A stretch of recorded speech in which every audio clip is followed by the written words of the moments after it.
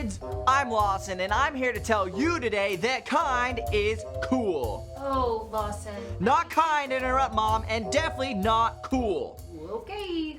Anyhow, I've got this super awesome story today I heard from this kid Owen in my cousin's scout troop. Now, Owen cannot believe it when he finds out a babysitter is coming while Mom goes out that evening. He says, I'm 11. I don't need a sitter. But his mom says she's gonna be out really late. And she asks, can you really take care of your sister all evening? Without biting. And Owen has to admit that could be a problem. And Mom tells them, Miss Loudon will be here at 6. And Owen complains, she smells weird. Like Brussels sprouts. Plus he remembers, she laughs really loud. Like a hyena. When Miss Loudon arrives, Owen says, I'm too old for a sitter, you're just here for a lease. And Miss Loudon agrees. Of course, Owen. For dinner, Miss Loudon fixes tuna broccoli casserole with chocolate liver sauce. He mumbles, she is a terrible cook. After dinner, Miss Loudon suggests, let's make oatmeal raisin cookies. But Owen is like, I don't think so. And then Miss Loudon offers to read aloud her favorite book, Little House on the Prairie. And Owen shakes his head, no thanks. And then he stalks out. Owen decides he's gonna hide in his room for the rest of the night. But then, he can hear her reading all the voices to Elise. And then he realizes she's just trying to be nice. So Owen heads back downstairs and he says, I thought you could use this while you read. And then he suggests that maybe they could make oatmeal cookies, but with chocolate chips. And they add M&Ms too, plus gummy bears and sprinkles and fruity pebbles. So kids, always remember that a weird laugh is better than no laugh.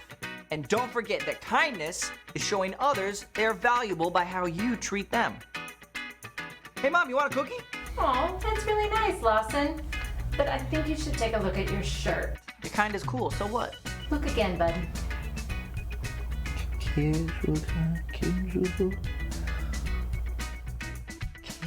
is cool. Oh, thanks. Okay, all right. I gotta go find a Sharpie real quick. I'll be right back. See you guys next time. Bye. Ow.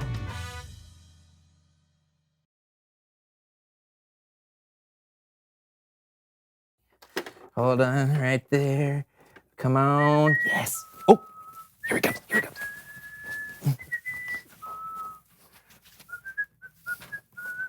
Oh! It's Brandon! You're amazing, man! How do you do it? You're the best host in the world! Brandon's number one! Brandon's number one! Oh! Woohoo! Brandon, you're the best! What's happening? Oh. What is all this? It's your biggest fan.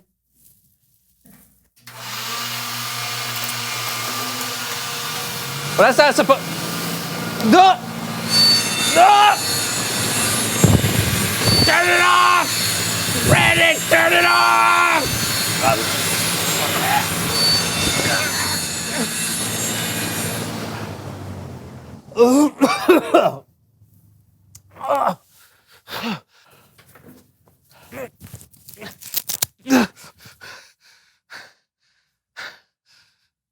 These things are dangerous!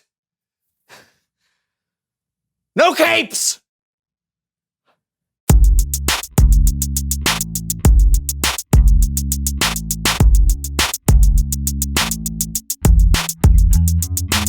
Hello everyone, I'm Brandon. And I'm John. It's me. Welcome to the So-and-So Show. Yes, welcome. John, do you want to tell everybody why you're so excited? Can I? Oh, please, that's why we're here. Okay, well, as you can see, I'm dressed as my favorite comic book character, Radiation Rabbit. And why, pray tell, do you love Radiation rabbit. What's not to love? It's an incredible origin story. Okay, nuclear physicist Dr. Jack Velveteen sacrifices himself by shutting off a nuclear reactor manually and finds himself exposed to excessive amounts of radiation along with a stray bunny that has wandered into the reactor room with him. Sounds plausible. I know! So everyone assumes he's dead, but then he emerges and seems to be normal except for an insatiable appetite for carrots and justice. The radiation made him part bunny. Yes, you've read it. No one knows. Lucky guess. Wow. Ha! So Radiation Rabbit has the power to leap incredibly high. He can hear conversations through walls. He has the power to light up entire cities by biting into the power grid. His list goes on and on and on. Why are we talking about Radiation Rabbit today? Well, you're about to find out. Please welcome someone who knows stuff!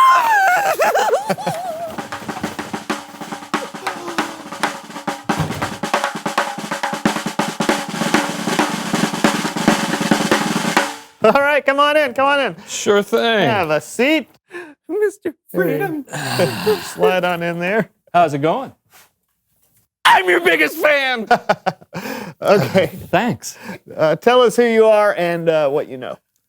I'm Ross Freedom, and I design and write comic books. Not just any comic book. You are the creator of the most incredible comic book character ever, Radiation Rabbit! I'm glad you like it. I like him. I don't know what I would do without him.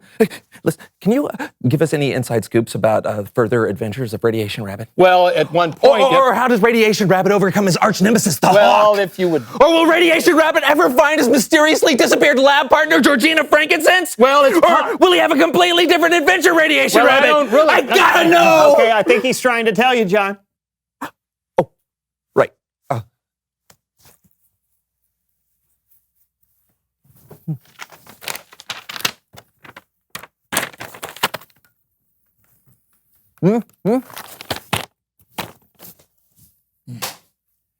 I think you're going to be really excited about this.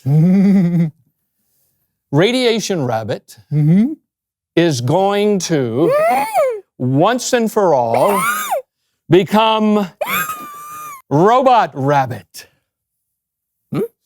Dr. Jack Velveteen finds a cure for his radiation and chooses to retire from crime fighting in an assisted living community for former superheroes in Sarasota.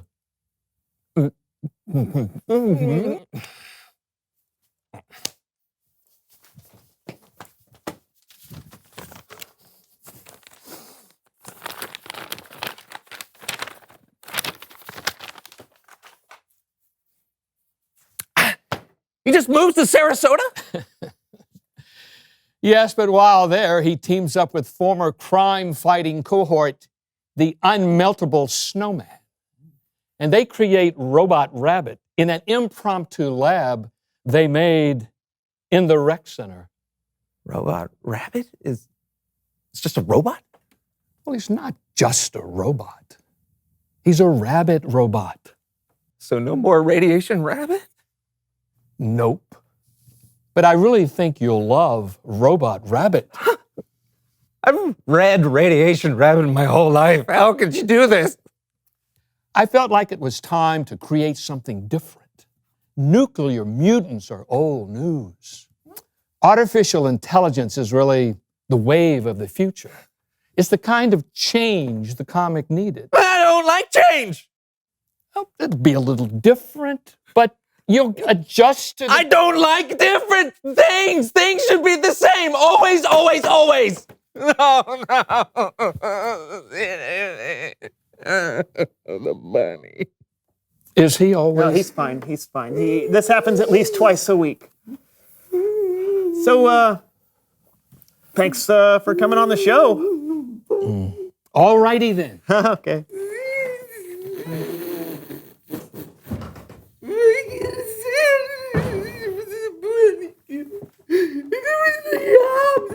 It's Bible story time with Kellen.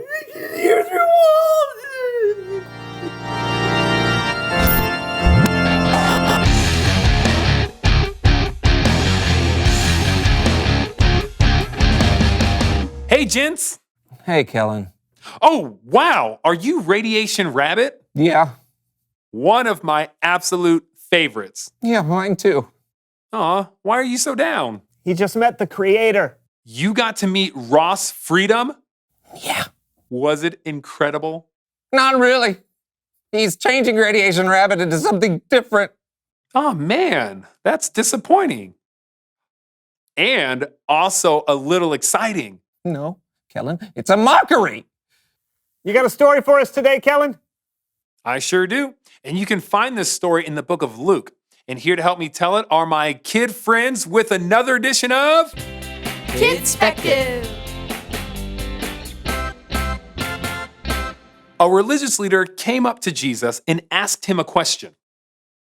Teacher, what must I do to receive eternal life? Jesus asked him, what is written in the law? Love the Lord your God with all your heart and with all your soul. Love him with all your strength and with all your mind. Oh, and love your neighbor as you love yourself. Jesus told him he should do that. He should love God and love his neighbor. But the man wanted to make himself look good. So he asked another question. And who is my neighbor? That's when Jesus told this story. Someone was traveling on the road from Jerusalem to Jericho. I'm walking, and I'm walking on this here road from Jerusalem to Jericho, keeping an eye out for robbers. What? Who are you? How did you... What? How did you do... Please... Ow, that hurts. Oh, goodness. My head. Oh, my arm. Robbers attacked the traveler. He was hurt so bad, he was almost dead. I said he was almost dead. Oh, right.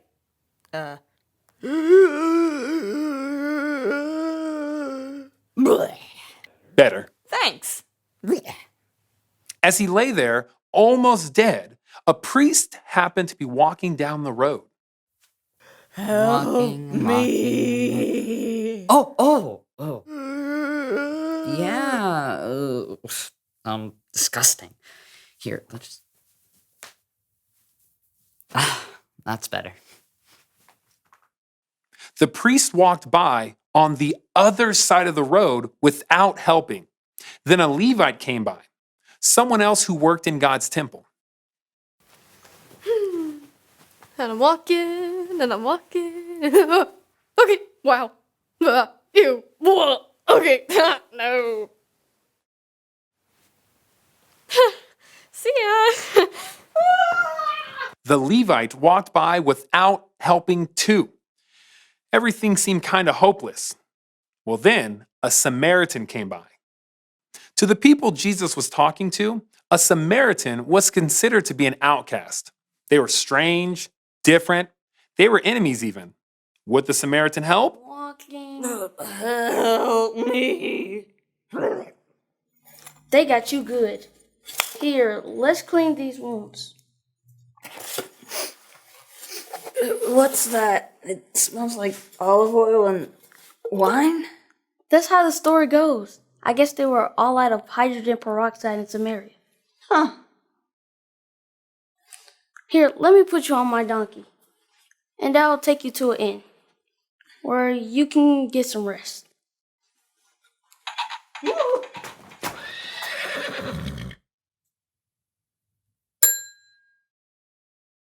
Can I help you? Yes, my friend here has been badly injured. I need to go for the day. Here's 1 silver coin. Another 1 silver coin to make 2. Take care of him.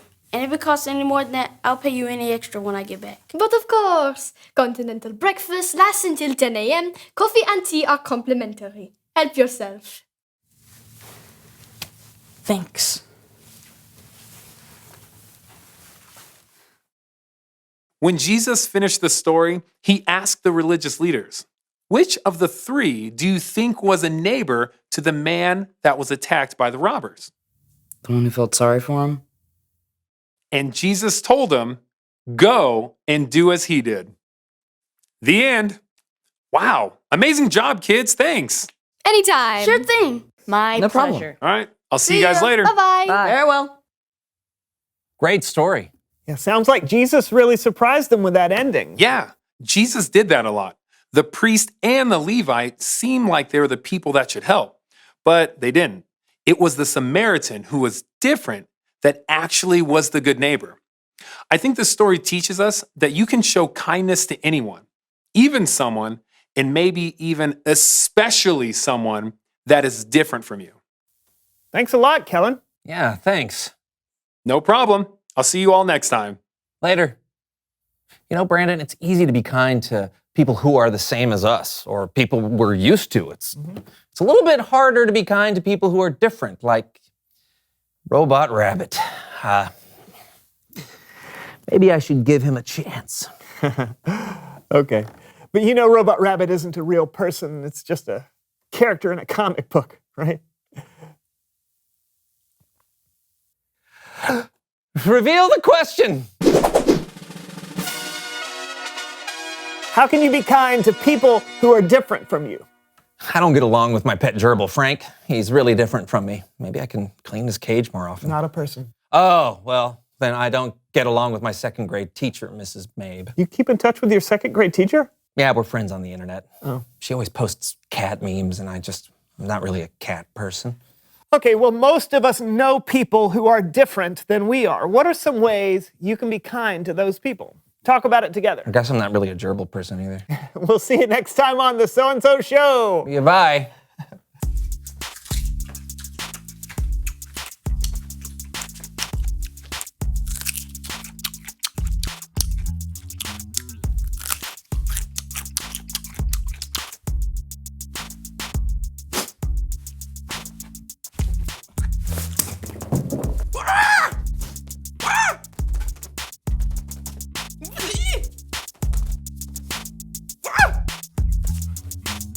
Super carrot!